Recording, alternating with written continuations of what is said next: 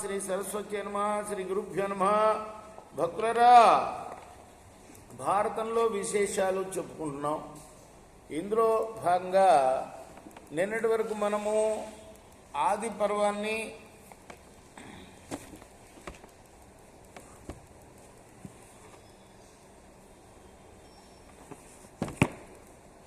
నూట 33 భాగాలుగా చెప్పుకున్నాం. ఈరోజున 134వ భాగం చెప్పుకున్నాం.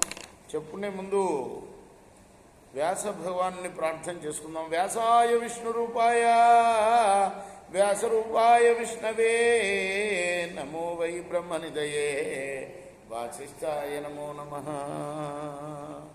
అంజనానందనం వీరంజానికి శోకనాశనం కపీశమక్షంతారమం ధీరంగా భయంకరం సదా నింబవృక్షస్య మూలాధివాసాత్ సుధాశ్రావిణం దిక్తమప్యప్రియంతం తరుం కల్పవృక్షాదికం సాధయంతం నమామీశ్వరం సద్గురుం సాయినాథం సమర్థద్గురు సాయినాథ్ మహారాజ్ కీ జయ. జనమేజయ మహారాజా చెప్తున్నాడు. ఎవరు? వైశంపాయనుల వారు. పాండవులు వారణావతంలో ప్రవేశించి వెంటనే తమ తమ ధార్మిక క్రియాకలాపాల్లో నిమగ్నులైన బ్రాహ్మణోత్తముల యొక్క ఇళ్లను దర్శించారు ముందు. ఆ తర్వాత నగరాధికారుల ఇళ్లని, తర్వాత రధిక యోధుల ఇళ్లను, ఆ తర్వాత వైశ్యుల, ఆ తర్వాత శూద్రుల ఇళ్లను కూడా సందర్శించారు.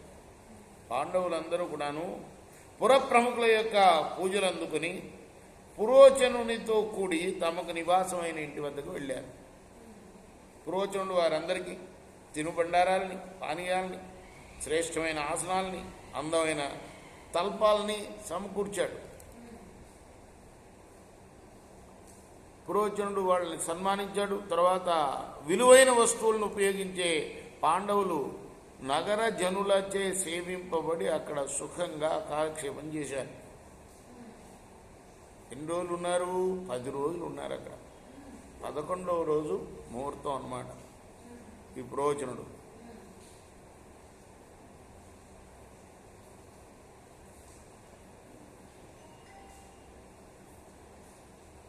ఆ రోజున పురోచనుడు చెప్పిన మాటల్ని అనుసరించి పాండవులు తమ సంభారాలన్నిటితోటి కూడా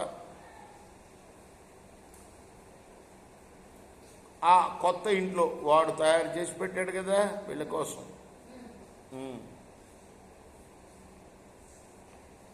దానికి శివం అని పేరు పెట్టాడు. దానిలో ప్రవేశించారు.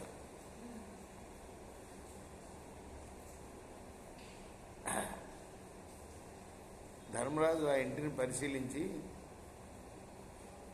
వెంటనే చెప్పాట తమ్ముడికి, భీమసేనుడికి, ఇది అగ్నిగృహం సుమా అని. అగ్నిగృహం అంటే మామూలుగా బ్రాహ్మణ ఇళ్లలో ఉండే అగ్నిగృహం కాదు. అగ్నిహోత్రానికి ఒక చిన్న ఏర్పాటు ఉంటుంది, అక్కడ పొగ పారుతుంది కాబట్టి. ఆ అగ్నిగృహం కాదు. ఈయనకి చెప్పాడుగా, విదురుడు హెచ్చరించాడుగా, అంటే నిప్పు ముట్టంగానే తగలబడిపోతుంది అని భీమసేనుడికి చెప్పాడు. ఇది నెయ్యి లక్కలతోటి చేశారు నాయన భీమసేన. మండే లక్షణాలు గల గ్రహంగా తెలిసిపోతున్నది అని చెప్పేశాడు చూడంగానే. ఇది జనుము, గుగ్గిలం, వెదురు, గడ్డి, లక్క వీటితో నిర్మించారు నాయన. మంచి శిల్పులు నిర్మించారు దీన్ని, ఈ గ్రహాన్ని.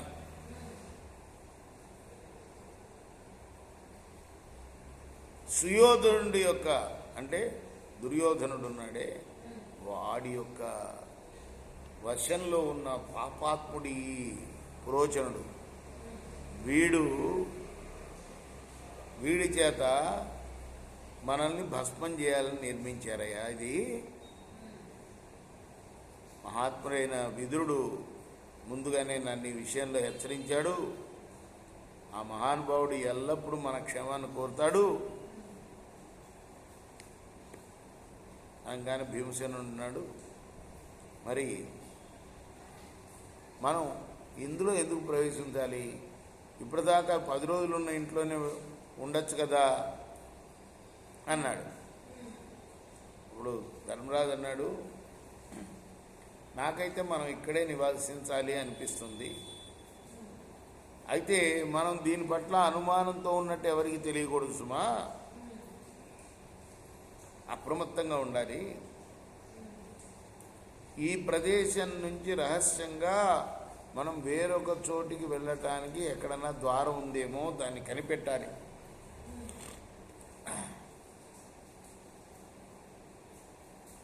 అయితే మన ఆలోచన ఈ పురోచనుడి గారికి తెలియకూడదు. తెలిసిందా వీడు అనుకున్న సమయానికన్నా ముందే నిప్పు పెట్టేస్తాడు ఇంటికి.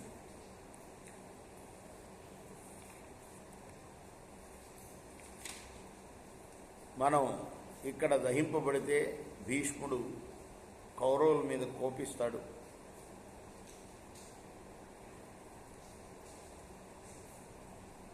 మనం ఈ లక్క ఇంటిలో తగలబడితే మరి కురు ప్రముఖులు చాలామంది కూడాను కౌరవుల మీద కోపాన్ని చూపుతారు. మనం ఒకవేళ గృహదానానికి భయపడి బహిరంగంగా పారిపోతే రాజ్యమోహంతో ఉన్న దుర్యోధనుడు మళ్ళీ మనల్ని చంపించే ప్రయత్నాలు చేస్తాడు. మనకిప్పుడు ప్రస్తుతం ధనబలం లేదు. ఇక్కడ ఉన్న ప్రదేశంలో మనకు అనుయాయులు కూడా లేరు. కాబట్టి ఏదో ఒక ఉపాయంతో మనల్ని చంపేస్తాడు. అందువల్ల వీళ్ళిద్దరిని మనం మోసం చేయాలి. ధర్మరాజు చెప్తున్నాడు స్వయంగా భీముడితో, ఈ పురోచనుడిని దుర్యోధనుడిని మోసగిస్తూ మనం ఇక్కడే నివసించాలి, రహస్యంగా మరొక నివాసాన్ని తర్వాత ఆశ్రయించాలి.